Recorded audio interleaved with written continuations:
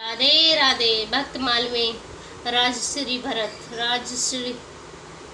भरत जी भगवान ऋषभ ऋषभ देव जी के पुत्र थे। इन्हीं के नाम से इस देश का नाम भारतवर्ष पड़ा। इनका विस्तृत विवरण राजा रघुगण और जड़ भरत जी शीर्षक कस में 11 में दिया गया है। श्री दधीची जी का वर्णन सुना रहे हैं आपको।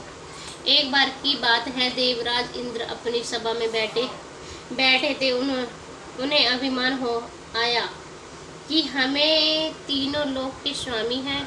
ब्राह्मण हमें यज्ञ में आहुति देते हैं, देवता हमारी उपासना करते हैं, फिर हम सामान्य ब्राह्मण बृहस्पति जी से इतने क्यों डरते हैं? उनके आने पर खड़े क्यों हो जाते हैं? वे तो हमारी जीविका से फलते हैं। ऐसा सोचकर वे सिंहासन पर डटकर बैठ गए। भगवान बृहस्पति जी के आने पर न तो वे स्वयं उठे और न सभासदों को उठने दिया। देव गुरु बृहस्पति जी इंद्र का यह आदित्य देखकर लौट गए और कहीं एकांत में जाकर छिप गए। थोड़ी देर के पश्चात देवराज का मंद उतर गया। उन्हें अपनी गलती मालूम हुई। वे अपने कृत्य पर बड़ा पश्चाताप करने लगे। दौड़े दौड़े गुरु के यहाँ आए, किंतु गुरु जी तो पहले ही चले गए थे। निराश होकर इंद्र लौट आए। गुरु के बिना यज्ञ कौन कराए? यज्ञ के बिना देवता शक्तिहीन होंगे। असुरों को यह बात मालूम हो गई। उन्होंने अपने गुरु शुक्राचार्य की सम्मति से देवताओं पर चढ़ाई कर दी। इंद्र को स्वर्ग छोड़कर भागना पड़ा। स्वर्ग पर असुरों का अधिकार हो गया। पराजित देवताओं को लेकर इंद्र भगवान बृहस्पति जी के पास पहुंच गए। अपना सब हाल सुनाया। बृहस्पति जी ने कहा, तत्ष्ट के पुत्र विश्व रूप को अपना पुरोहित बनाकर काम चलाओ। देवताओं ने ऐसा ही किया। विश्वरूप बड़े विद्वान वेदज्ञ और सहचारी थे, किंतु इनकी माता असुर कुल की थी।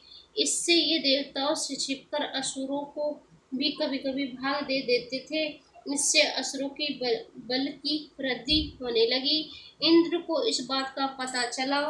उन्हें दूसरा कोई उपाय ही नहीं सूझा। एक दिन विश्वामित्र एकांत में बैठकर वेद अध्ययन कर रहे थे कि इंद्र ने पीछे से जाकर उनका सिर काट दिया। इस पर उन्हें ब्रह्म हत्या लगी। किसी प्रकार गुरु बृहस्पति जी प्रसन्न हुए। उन्होंने यज्ञ आदि करा के ब्रह्म हत्या को पृथ्वी, जल, वृक्ष और स्त्रों में बांट दिया। इंद्र का फिर से स्वर्ग पर अधिकार हो गया। इधर तपस्या ऋषि ने जब सुना कि इंद्र ने मेरे पुत्र को मार दिया है, तो उन्हें बड़ा दुख हुआ। अपने तप के प्रभाव से उन्होंने उसी समय इंद्र को मारने की इच्छा से एक बड़ी भारी बलशाली दैत्य वृत्रासुर को उत्पन्न किया। वृत्रासुर के पराक्रम से संपूर्ण त्रिलोक भयभीत था। उसके ऐसे पराक्रम को देखकर देवराज भी डर गए। वे दौड़े दौड़े ब्रह्मा जी के पास गए। सब हाल सुनाकर उन्होंने ब्रह्मा जी से वृत्रासुर के कोप से बचने का कोई उपाय पूछा। ब्रह्मा जी ने कहा, देवराज, तुम किसी प्रकार वृत्रासुर से बच नहीं सकते। वह बड़ा बली, तपस्वी और भगवत है। उसे मारने का एक ही उपाय है कि नेम में एक महर्षि दधीची तपस्या कर रहे हैं। उग्र तप के प्रभाव से उनकी हड्डियां वज्र से भी अधिक मजबूत हो गई हैं। यदि परोपकारी की इच्छा से वे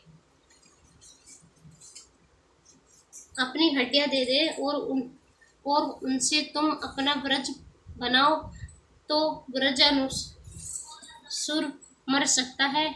ब्रह्मा जी की सलाह मानकर देवराज समस्त देवताओं के पास नेमासार्य में पहुंचे और तपस्या में लगे हुए भगवान दधीची की उन्होंने भांति भांति से स्तुति की। तब ऋषि ने उन्हें वरदान मांगने के लिए कहा। इंद्र ने हाथ जोड़कर कहा, त्रिलोक्य की मंगल कामनाओं के निमित्त आप अपनी हड्डियां दे दीजिए।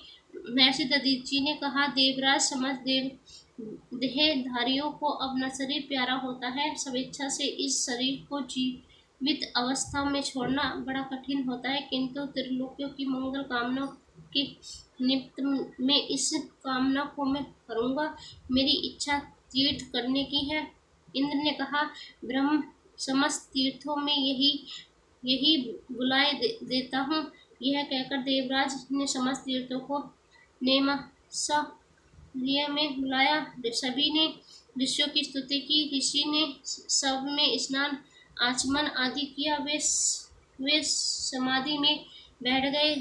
जंगली गोने ने उनके शरीर को अपने कांटेदार जीभ से चाटना आरंभ किया। चाटते चाटते चमड़ी उड़ गई।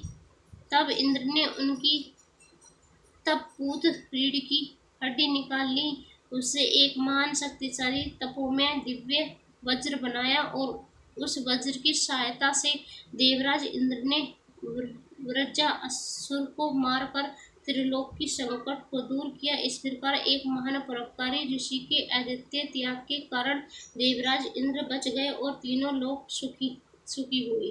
राधे राधे, जय जय श्री राधे। राधे राधे, जय जय श्री राधे। प्यारे भक्तों, ये महर्षि दधीचि की कहानी है।